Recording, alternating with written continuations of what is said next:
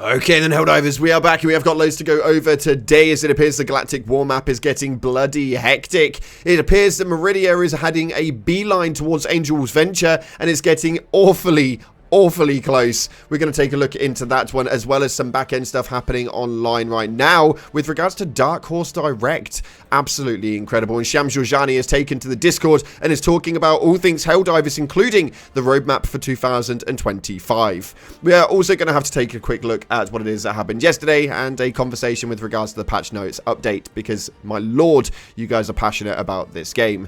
If you haven't already, smash that beautiful blue thumbs up and subscribe with post notifications turned on. It'd be greatly appreciated. And check out our sponsor, Instant Gaming, the platform where you can buy your video games cheaper for PC and consoles. The best deals, offers, promotions, and discounts. Links in the description to get your games a little cheaper today. And we're still doing the giveaway for the top bundle of super credits. If you want to get involved with it, put a purple heart and a yellow heart for the collision of Meridia and the Terminid sector down in the comment section below, and it'll enter you in. We'll announce the winner for the giveaway later on tomorrow. Let's see what it is that's happening inside of the game though, as it's getting spicy. So starting off, as we take a look at the Galactic war map, we can see right now that well, the Meridian black hole is getting awfully close to Angel's Venture, and speculations are running high as to what it is that's going to happen. Do you think that Meridia is going to just suck up Angel's Venture and send that planet well away? Do you think it's going to be a decent explosion point? What do you think is going to happen? Are they just going to implant the Illuminate straight onto Angel's Venture from the black hole? I'm intrigued to know what your theories are, and it has been going wild in the comment section just recently. So get your tinfoil hats on, chat. We've got a lot to go over. As far as what's happening inside of the game though, with your major order, we have currently got 7 out of the 11 on the defense orders against the Illuminate, and our latest planet right here is for Erolta, and this is a annoying planet at all, and this bloody biome does my head in with all the trees everywhere, but nonetheless, that's where we're at the moment. Your personal order is to kill 3 harvesters, which is pretty damn easy at the minute, being in an Illuminate major order. And for those of you guys wondering, on your superstore, we still currently have the UF-84 Doubt Killer with the unflinching passive in the superstore below. So interesting time indeed. Let's dive into what's going on inside of the game. So, huge announcement as Dark Horse Direct have now got the team up with Arrowhead and PlayStation to bring you the Helldivers 2 collectibles, celebrating the heroic actions of Super Earth's finest. Enlist in our newsletter today and let us know what collectibles you'll want to see. Now, for those of you guys who don't know, Dark Horse Direct is a company that focuses around those collectible figurines, and my oh my, they have got some absolutely incredible ones in there. For me personally, I want to see that chrome out 1-year anniversary in a figurine statue. My dudes, anything that releases in this platform from this game is going to be hitting my setup 110%. It looks absolutely beautiful, but if you guys want to go and check them out, the link is in the description below. They do all sorts, quite literally all sorts, from Cyberpunk to Fallout, Dragon Age, and so much more. So yeah, very interesting, and I can't wait to see what there's going to have in there. Let me know in the comment section what you'd want to see coming from Dark Horse Direct, as I think that this could be the start of a beautiful relationship. And take a look into the Discord. Shams Jorjani seems to have taken to his happy tappy fingers again, as he seems to be talking to the community about things that are happening. Somebody wanted to talk about the difficulty inside of the game and stating that people were essentially bracketing weapon balancing alongside difficulty, and although that doesn't seem to be the case, they wanted a change in enemy spawns and objectives to make the solo runs a little bit harder. Now, unfortunately, this is not going to be changing for quite some time, as Shams Jorjani solidifies that unfortunately increasing enemy spawns has a huge impact on performance, so there's less maneuverability there. So it does seem that we may be in for some bigger changes than we think when it comes to the next difficulty scaling. There has been some talk about the kill zone stuff though, as people have been wanting this to hit the store again and are wondering where the hell this thing is. It's in the rotation, but we're yet to see it return at the moment.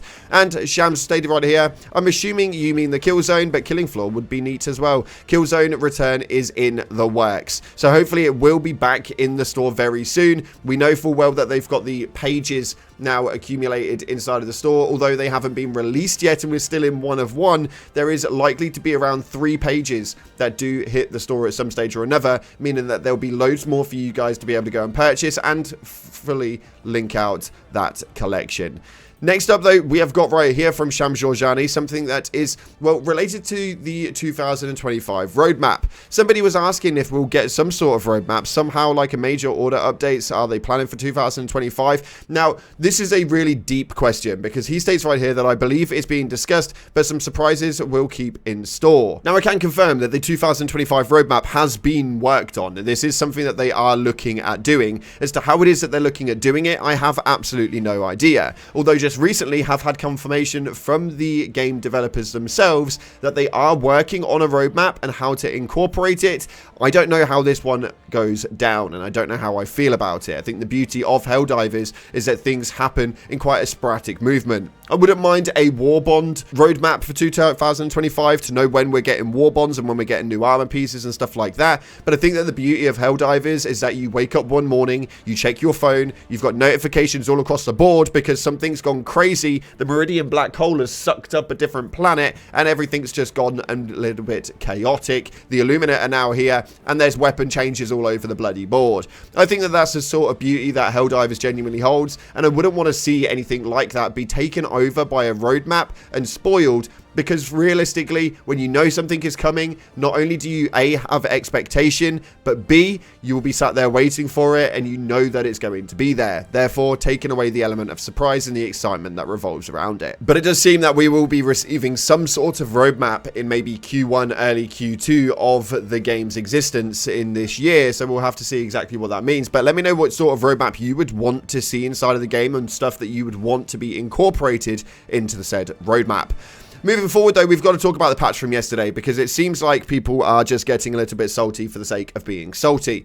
We had this post go up on Reddit right here that received over 5,000 upvotes, and it states that the power has gone to our heads. I get it, we hate nerfs, especially after Escalation of Freedom. However, the recent nerfs are barely nerfs. They are minor, all things considered.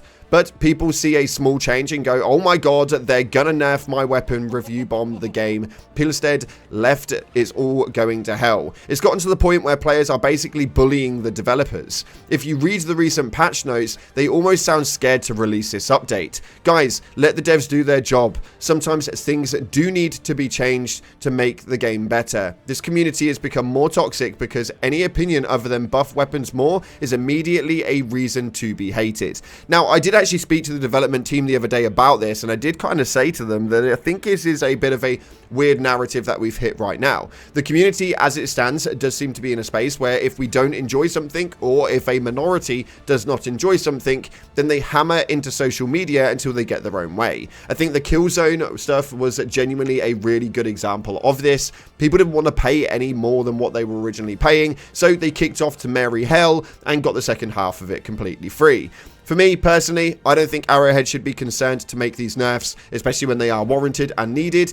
Yesterday's patch update was genuinely quite a good patch update, and I can understand exactly why they did what they did. The ultimatum is ridiculous, and you can even still pick up ammo when you shoot walking around the map, so you're not really limited to just that one original round. The fact that it's not now altered by the Siege Ready passive, or by the booster in hand to give you guys a load up every single time that you die, I don't think it's a bad thing. That's just my personal opinion. Let me know yours in the comment section below. And talking about the comment section below, we've got to talk about your top comments from the latest video, as you guys again have got a lot to say. This one right here states that it's okay, Slugger, Arrowhead will remember you exist one day. Yeah, we're waiting for the Slugger buff, man. That Slugger buff has got to come through at one stage or another, because that weapon is probably the most underwhelming thing I've ever seen in my life. That's pretty much all we need to say about that one. Moving into the next one, it says, spoiler alert, the patch wasn't very big, unless I'm reading the patch notes wrong. Now, it depends on obviously how it is that you incorporate this patch. If you guys are going to be looking at this in the way that a lot of people have,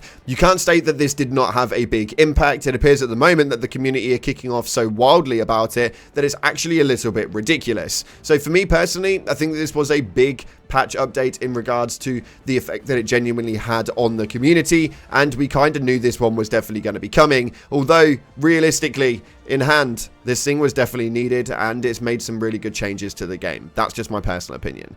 This next one right here states, Detmer, I thought the double edge was perfectly fine where it was at. I'd personally rather have consistent AP3 rather than starting at AP2 and gradually ramping up to AP4. A buff of some people and a nerf for others, I suppose. I know it was bugged and not working right, but I was under the impression that the damage itself was supposed to ramp up, not the AP value. Now, I think that the way that this one genuinely works is going to be quite a skeptical movement, and this is pretty much a generic movement of you can't keep everybody happy. For me, I think that the changes were absolutely fine. I'm not a massive believer in the AP2 right at the beginning. I don't know why we really needed it. I do think if it had just started at AP3 and led into AP4 right at the end, it'd have probably had a bit more of a positive movement. I think what everybody genuinely wants is a really, really reliable medium penetration auto rifle is pretty much what the community have been screaming for a little while now. But although that seems to be the case, I don't think the changes were that bad that it doesn't really work. We did a load of runs yesterday. I believe I did a run with Buzz Lightyear, Pips, and Maplewood, and we ran that weapon alongside, and it worked really, really well. So for me, I don't think that this is going to be a massive change, and you're probably going to get over this one within the next 24 hours. Nonetheless, that's unfortunately we got time for today. If you want to be involved in the next video, hit the comment section, and if you get top voted, then we'll make sure that we feature you. Thanks again for watching, guys. Like, subscribe, and as always, I'll see you in the clouds.